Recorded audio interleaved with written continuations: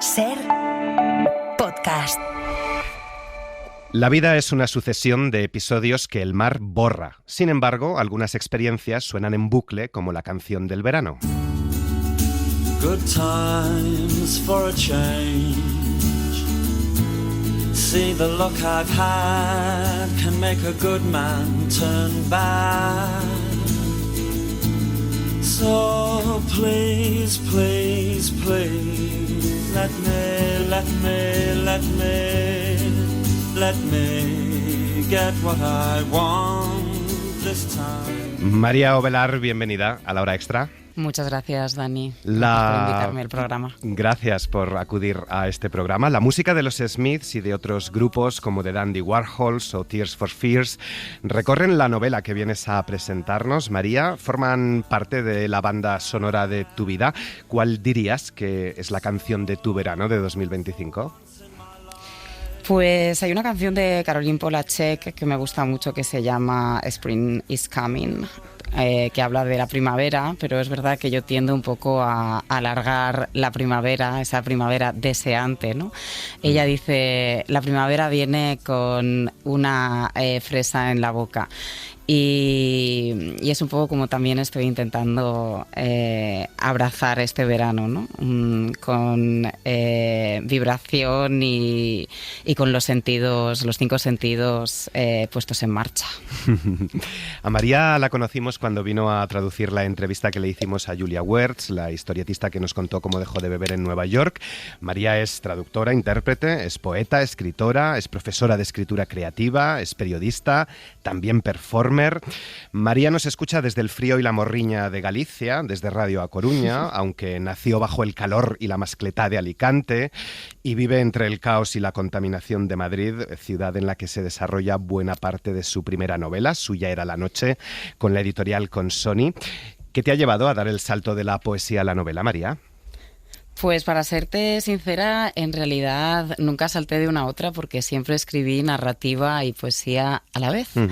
Lo que pasa es que tardé bastante en animarme a publicar tanto una como otra. O sea, yo trabajé en el periódico El País durante 13 años y cuando abandono la redacción como redactora fija me pongo a consolidar ese trabajo, ¿no? Y primero saco los 2 poemarios. Pero es cierto que ya había relatos escritos míos, de hecho hay algunos relatos publicados en antologías, y ya en el año 2019 me dieron una beca justamente en Galicia, desde donde ahora mismo estoy conectándome, una beca para empezar esta novela que entonces se llegó a llamar Un lugar en la música, porque es verdad que tenía mucha presencia y me encanta que hayamos arrancado con la canción de los Smiths, toda la banda sonora. Y fue un trabajo bastante, porque soy de largo aliento, entonces tiendo a escribir mucho. También es verdad que me estaba enfrentando hasta ese momento a una rutina de escritura que era la del periodismo escrito, ¿no? De, bueno, pues más o menos quizá un reportaje como mucho puedes tardar en escribirlo una semana, ¿no? Y un poema, pues también es más inmediato y sin embargo la maratón de la novela me requería otros tiempos, otros ritmos y también otro trabajo, ¿no? Entonces, sobre todo a la hora de editarla, tardé mucho más, eso lo dice Roberto Bolaño, cuando le preguntaron una vez que cuánto se tardaba en escribir un libro, ¿no? Y él dijo, bueno, escribir un libro tiene un tiempo, pero editarlo uno podría estar toda la vida. Y entonces, a mí pasó un poco eso, ¿no? La edición tardé bastante porque tenía que cortar mucho. Suya era la noche, como La mala costumbre de Alana Portero o Venimos del fuego de Sergio Banc, es también una carta de amor a Madrid, María, a la noche madrileña, a una ciudad en la que desaparecen locales míticos, históricos, como el Café Central, para convertirse muchas veces en apartamentos turísticos. A Madrid en la novela y en la vida, o la amas o la odias, como a la protagonista del libro, que luego te voy a preguntar por ella, pero ¿cuál es tu relación con Madrid hoy? ¿Se puede sobrevivir a Madrid o es como fingir un orgasmo? Me encanta esta pregunta. Mi relación con Madrid se parece bastante a la de la protagonista, la verdad. Es cierto que esta no es una historia personal, o sea, está ficcionado y fantaseado, pero sí que me he basado naturalmente en experiencias propias, ¿no? Mi relación con Madrid a día de hoy sigue siendo una facción, una relación magnética. O sea, a mí Madrid me sigue capturando, me sigue enamorando. Esos paseos que doy en bici cruzando la ciudad, yo vivo en Lavapiés, esa comunidad que he ido creando poco a poco con también amigos de distintas esferas, no solo la musical, no solo la literaria, pero también la de los retiros de yoga y escritura que hago. Luego, pues todo este entramado, ¿no? También que hablábamos de los bares, que aunque muchos de ellos han desaparecido, se sigue dando esta intimidad que a veces se crea, ¿no? En un bar, aunque tú no conozcas al principio a alguien, y es como esa sencillez, ¿no? Que hay a la hora de muchas veces conectar, aunque justamente en la novela trabajo la superficialidad que se da también en muchos ambientes, ¿no? Esos contrastes. Entonces, para mí, Madrid a día de hoy también es eso, pero también es lo que tú decías, la contaminación, son las prisas, hay una cierta ansiedad, ¿no? En el ambiente, hay muchísimas depresiones en Madrid, muchísima gente que se coge bajas, ¿no? Y claro, es una ciudad al final de contrastes. Y es lo mismo que me pasa a mí ahora con ella, ¿no? Sí. Que decía yo, porque lo he leído en tu novela, pero estamos de acuerdo con esas descripciones de Alicante, Galicia y Madrid. Suya era la noche tiene 2 protagonistas, o quizá tiene 3, si sumamos esa voz en cursiva, la voz de la conciencia. A lo mejor solo tiene una protagonista, porque hay un juego literario muy interesante, pero bueno, hay 2 nombres. Victoria, la reina del pop, la instapoet, la influencer, de la que hablan cientos de personas, y Mireia, que gracias a Victoria ha conseguido en parte lo que vino a buscar a Madrid. Ser aceptada y celebrada en los círculos indies, ser deseada, pero no es suficiente. Mireia quiere ser novelista. Victoria desaparece y Mireia, para buscarla y recordarla, empieza a escribir sobre ella. Escribir sobre su amiga es su terapia, Leo, y su venganza, la quiere tanto como la detesta. No sé si te ha pasado a ti también con Victoria, cómo es la naturaleza de esta chica, que quiere ser feliz, pero también libre, a la que podemos llegar a amar y odiar. Sí, Victoria, como bien describes, también está hecha de contrastes, ¿no? Es una protagonista que ya desde el principio vemos cómo construir este arco de personaje, ¿no? En el que ella al principio de pequeña sufre bullying. Entonces tiene una inseguridad, una autoestima un poco baja, y a la vez está moldeada por su hermano mayor, ¿no? Que es quien le introduce en el mundo de la música, en ese misterio, en esa magia también, ¿no? Y en esa promesa que podría llegar a ser Madrid, ¿no? Ella, como bien dices, pues al principio, ¿no? Sale todo este Alicante, aunque también tiene conexiones con Galicia, etcétera. Sí. Entonces ella, claro, cree ser deseante, ¿no? Tener agencia dentro del deseo. De hecho, hay un momento dado que yo la describo como que intenta hacer una performance del deseo, convertirse en un arquetipo, el de femme fatale, ¿no?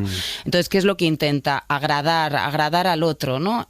Intenta moldearse al deseo del otro, cuando en realidad ella cree que está siendo deseante y está siendo activa, ¿no? Pero muchas veces está siendo pasiva. Entonces mi relación con ella, claro, muchas veces me daban ganas de decir, por favor, espabila, porque se mete en unas dinámicas de relaciones tóxicas en pareja, pero también le sucede dentro de otros ámbitos, por ejemplo, en el ámbito creativo, le sucede también en el ámbito laboral. Entonces, ella es verdad que necesita transitar, ¿no? por todo esto. Yo estaba leyendo en literatura muchas voces empoderadas, con narradoras empoderadas, ¿no? Disidentes. Y yo necesitaba también meter las manos en el fango y en esas oscuridades de... Vale, el Me Too sucedió en el año 2017, la sentencia de la manada que nos echó a la calle 2018, pero es que antes de eso ha habido muchísimas prácticas silenciadas. Y ella, Victoria, ¿no? Que toda la historia se reproduce, o sea, es verdad que arranca justo después de la sentencia de la manada. Pero es verdad que hay una especie de analepsis, flashback, ¿no? Sí. Y vamos atrás, y entonces todas estas prácticas de las que hemos estado hablando ahora, pero que para mí no se ha puesto suficiente el foco, salen ahí, ¿no? Y la vemos a ella intentando lidiar e intentando construirse como una persona autónoma dentro de su deseo, pero naturalmente también equivocándose. Si tuviéramos que resumir de qué va Suya era la noche, leo lo siguiente en el libro: de una generación que sale, se droga, bebe, folla, de la soledad, pero también, como decías, del deseo, sobre todo del deseo, el deseo que la anuda, le corta la respiración.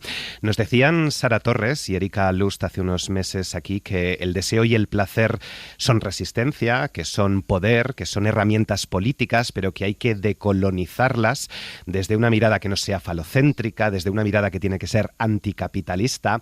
No sé si estás de acuerdo, imagino que sí, y cómo marca precisamente el Me Too, que aunque no se menciona explícitamente, sí pues recorre un poco la novela, un antes y un después, a las mujeres que quieren adueñarse de su deseo. Estoy bastante de acuerdo con Sara y con Erika. De hecho, bueno, a Sara la conozco desde hace tiempo, la he entrevistado varias veces y de hecho a las dos las entrevisté también por el libro que sacaron en Con tinta me tienes. Y estoy de acuerdo con ellas en que hay unos códigos que están establecidos culturalmente y para desmontarlos tenemos también que imaginar, ¿no?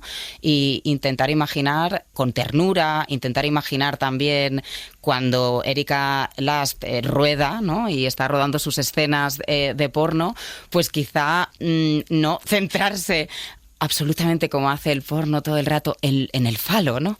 En otros códigos, por ejemplo, las manos que tienen tanto poder erótico en las relaciones también, por ejemplo, lésbicas y también en el autoplacer, y que olvidamos muchas veces, ¿no? Y en esta novela, justo yo estaba como muy intentando centrarme en los 5 sentidos.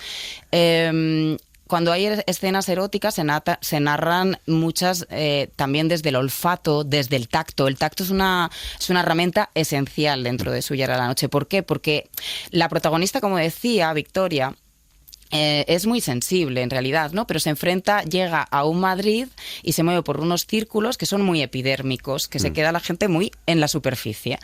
Y cuando ella intenta al principio llegar, se da cuenta de que no, entonces es mejor ponerse una máscara, ¿no? Y crearse un personaje que va por ahí ensayando. Entonces, dentro del deseo también que Victoria tiene, es un deseo también que tiene que activar, como que activa y desactiva, y desaprender y aprender de nuevo, ¿no? Claro, ella al principio la vemos que tiene una relación lésbica con una chica, con Patty, que es amiga suya desde que eran pequeñas, pero es una relación en la que quizá pues les falta esta herramienta tan necesaria que es el diálogo, ¿no? Empiezan a engañarse, empieza a engañar, a mentir simplemente por intentar tenerlo todo, ¿no? También por intentar tener un hombre, etcétera. Y ella se queda encadenada dentro de esta performance que va haciendo, ¿no? De este fingimiento total. Finge orgasmos, es incapaz, ¿no? De hablar de muchas de las cosas que ahora nos parecen mucho más sencillas después del Me Too. Y el Me Too es verdad que, y sobre todo la sentencia de la manada, aunque no se citen, sí que vertebra cronológicamente y estructuralmente los capítulos de la novela, ¿no? Hay un antes y un después. El momento en el que Mireia decide escribir sobre Victoria es justamente después de esta sentencia, aunque yo no lo diga, pero como salen los años se puede llegar a ver. Entonces, claro, hay una conciencia colectiva que se despertó, yo creo, en ese momento, sobre todo gracias al diálogo, gracias también a unas consignas que fuimos tejiendo entre todos y entre todas, entre todes, y que nos hicieron también reflexionar, porque creo que la palabra, justamente estamos hablando de deseo, ¿no? Pero hay que recordar que el motor de esta novela es el deseo de escritura. O sea, es Mireia que quiere escribir, ¿no? Quiere ser novelista y quiere escribir. Y es ese deseo de escritura el que le lleva a poder reflexionar sobre cosas que estaban completamente amnésicas, ¿no? Hay grandes elipsis en la novela y de repente el símbolo de un moratón por la mañana es lo que te pone sobre la pista de que algo sucedió el día anterior, ¿no? La noche anterior. Hay un hombre protagonista en la novela, Adán, el periodista respetado con pase VIP a festivales, un señor que nunca comparte sentimientos, pero que deja asomar los enfados a base de ausencias. Adán le saca más de 15 años y ella es su puta, su niña, su zorra, su musa.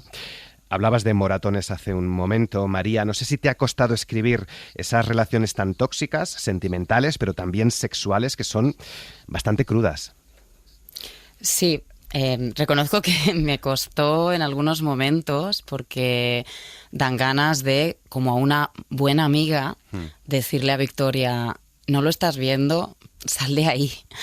Pero es muy fácil decirlo desde fuera. Digamos que las relaciones tóxicas y los abusos a veces cuando se dan son como las arenas movedizas, ¿no? Tienes ahí un pie puesto y de repente te traga y es difícil, es muy difícil salir. Como decía, creo que una de los sortilegios es la conversación, la ternura, las amigas, las redes. Pero bueno, yo sigo teniendo a día de hoy amigas que están en relaciones abusivas, ¿no? Psicológicamente abusivas, y que tienden a repetirse en el tiempo con estas ausencias, por ejemplo, de la que hablábamos, ¿no? Este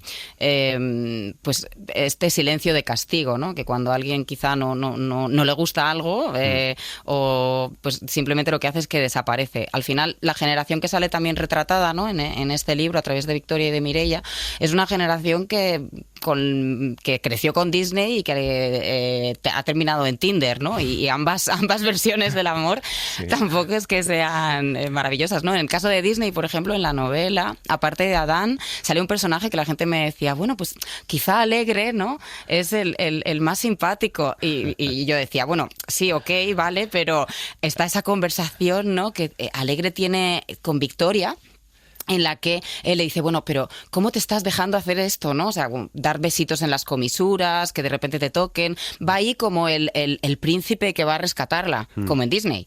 Y luego, claro, esta sociedad que al final somos la sociedad del amor líquido de Bauman, ¿no? En la que pues te tienes que acostumbrar muchas veces a unos vínculos que son muy inmediatos, pero que son cero placenteros porque no llegan a ser profundos, ¿no? Luego hay otra búsqueda, y creo que estamos labrándola entre todes, en la que se crea una intimidad a base de ensayo-error y de hablar, ¿no? Pero es que la relación Adán-Victoria es una relación muy tormentosa, y muchas lectoras y muchos lectores me han escrito sobre esto diciendo que se han sentido reconocidos. Hubo un lector de unos 50 años en la presentación de Salamanca que alguien preguntó entre el público, ¿tú crees que esta novela la entenderán los hombres? Y yo dije, a ver, las mujeres llevamos leyendo libros escritos por hombres toda la vida, los hemos entendido, vosotros sois igualmente inteligentes que nosotras, así que creo que sí.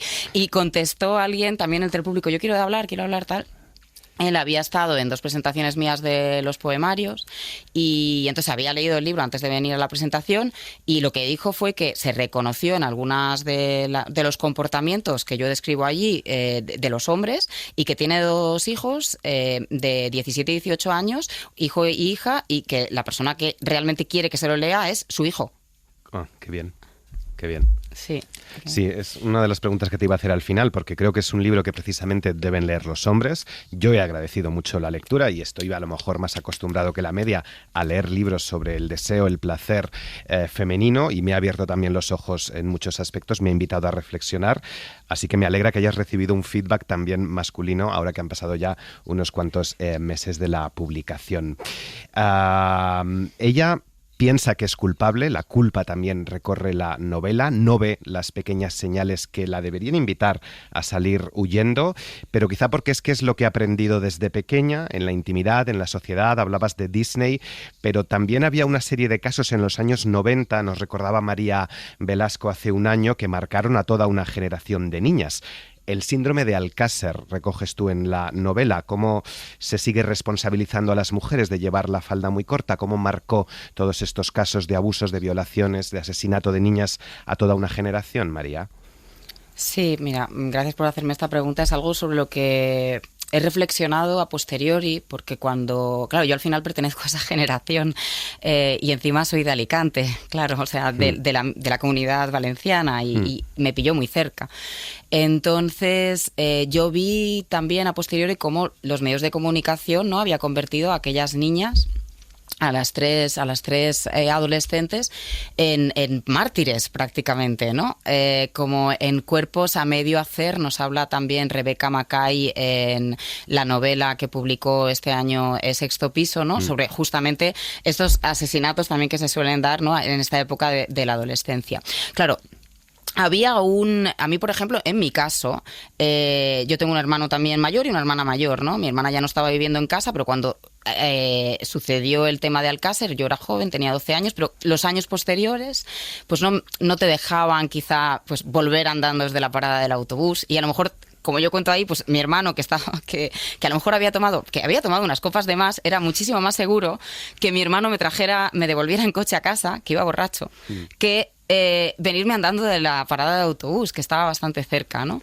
Y luego esta responsabilidad, esta culpabilidad de que si de repente tú tienes una conversación con alguien en un bar y luego no te apetece hacer nada, que esa persona se enfadara contigo, que intentara algo, tú te sentías, ay, bueno, sí, claro, tengo responsabilidad en esto porque yo he hablado con esta persona, entonces me toca cumplir y hacer lo que esta persona desea, que es, pues yo qué sé, besarle, irme con esta persona a la cama, comerle la polla, o sea, directamente.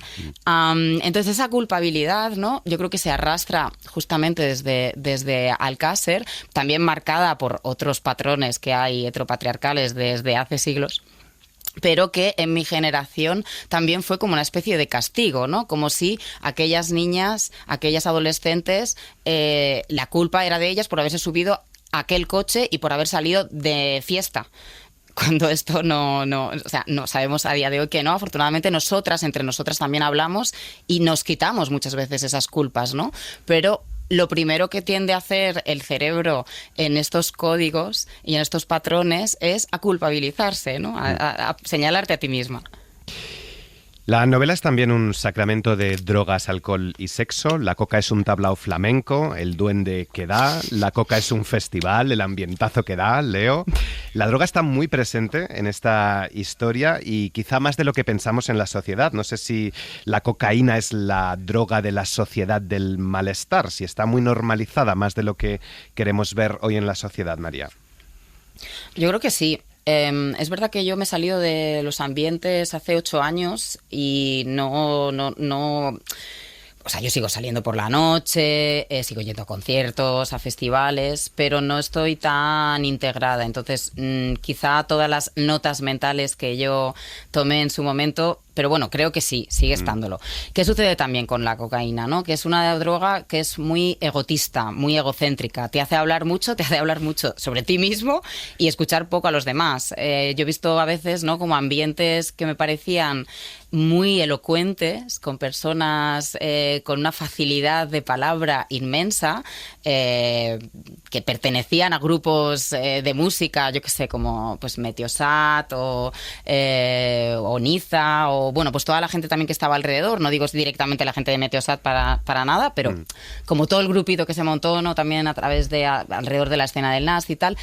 Pues he visto cómo sobre todo la cocaína y el speed, terminaban con esta inteligencia, ¿no? Porque prácticamente se repetían ya al final las mismas bromas en los afters, ¿no? Nos volvían menos mágicos, menos misteriosos y mucho más predecibles. Victoria, como tú, qué casualidad, trabajó en un periódico y nunca dejó de ser la becaria sexy.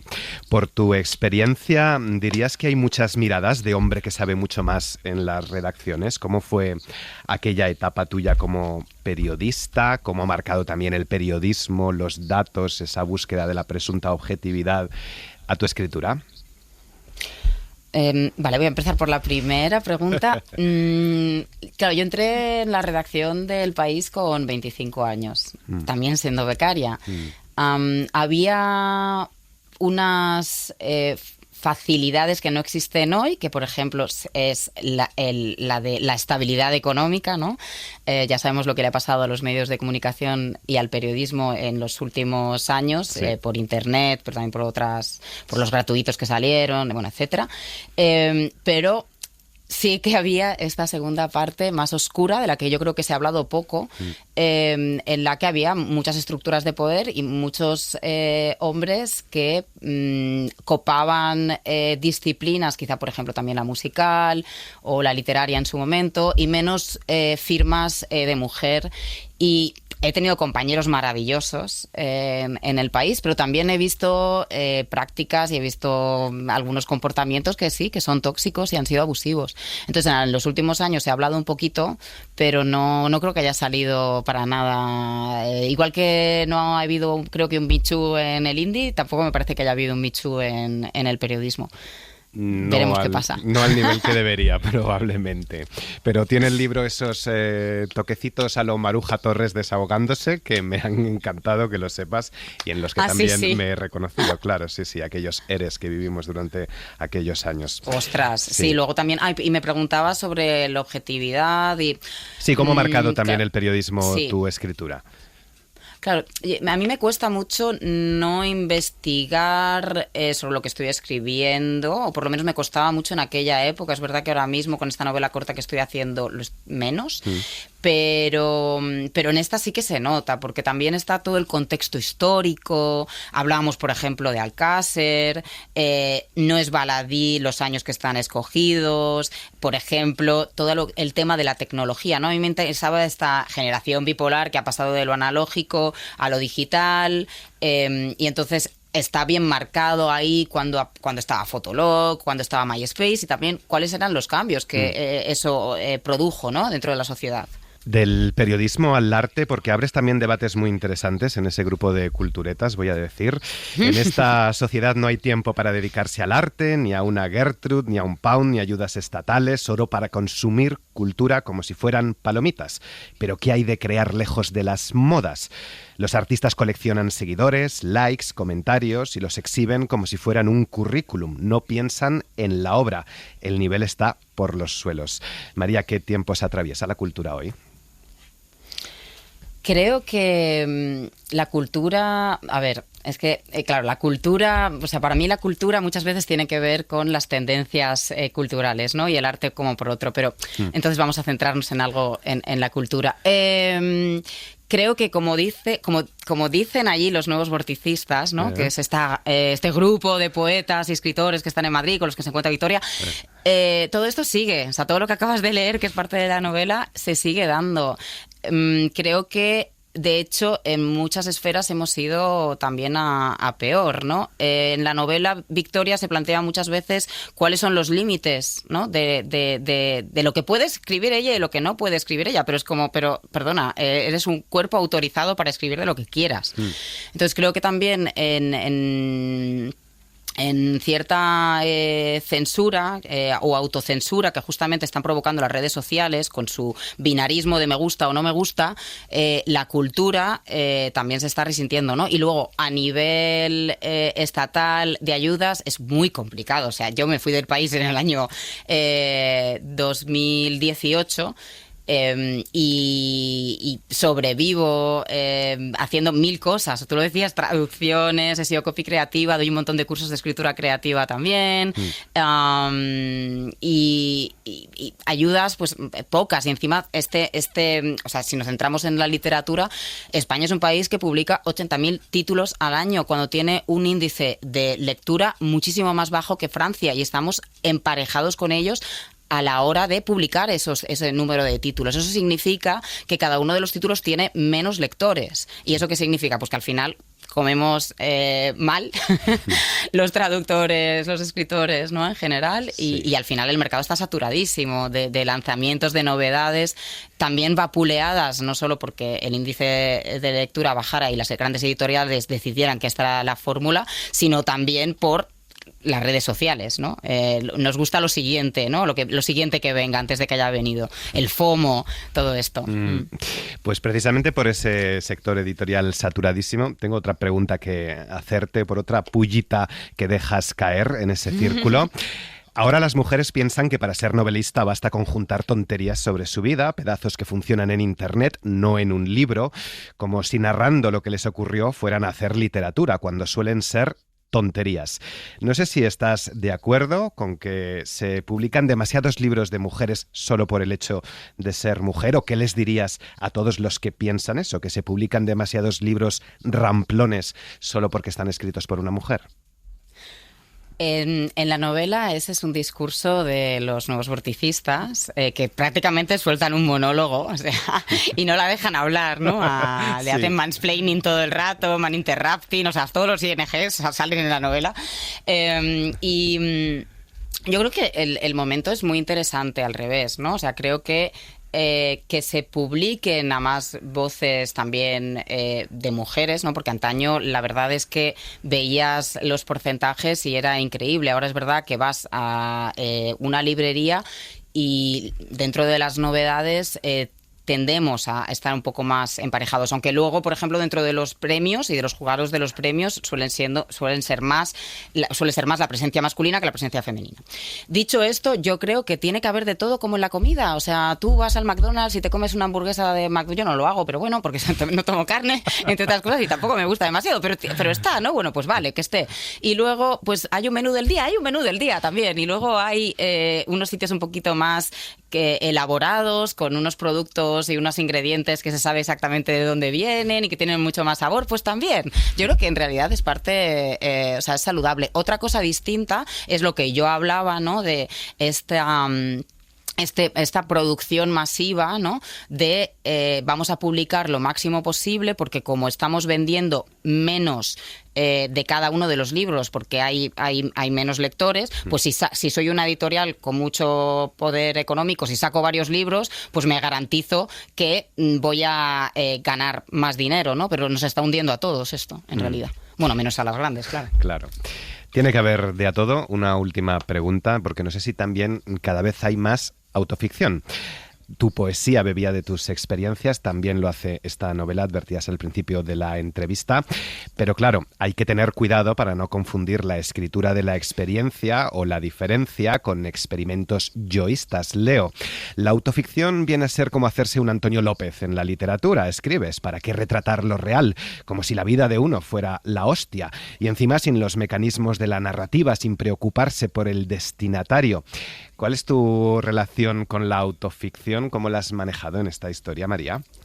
Es que a mí me apetecía hacer varias bromas internas, ¿no? Está esta, luego hay otra, por ejemplo, también cuando el personaje de Carlos le pregunta qué está haciendo y ella dice una novela, pero a vosotros nos va a interesar porque solo os vais a fijar en el quién y el Volvo del sexo. Bueno, hay varias bromas de estas, ¿no? De metaliteratura. Y para mí era esencial reflexionar porque naturalmente me parece que alimentarse de la experiencia, siempre nos estamos alimentando de la experiencia, incluso cuando se escribe ciencia ficción, ¿no? Siempre partes de unos sentimientos. Pero sí que creo, también como profesora de escritura, que una anécdota de tu vida no vale como simplemente, ¿no? No vale dentro de un libro, sino que tienes que trabajarla para poderle dar, pues, un deseo motor, por ejemplo, al protagonista de esa historia. Quizá pueda funcionar que encuentres algún tipo de estructura, aunque sea una antiestructura y no sea de 3 actos. Ella misma, ¿no? La protagonista, Victoria, está escribiendo, entonces son debates que también a ella le vienen, ¿no? Pero, claro, lo que se encuentra por el otro lado, desde los nuevos vorticistas, es una cerrajón a todo lo nuevo que viene, que creo que eso tampoco es para nada la solución, ¿no?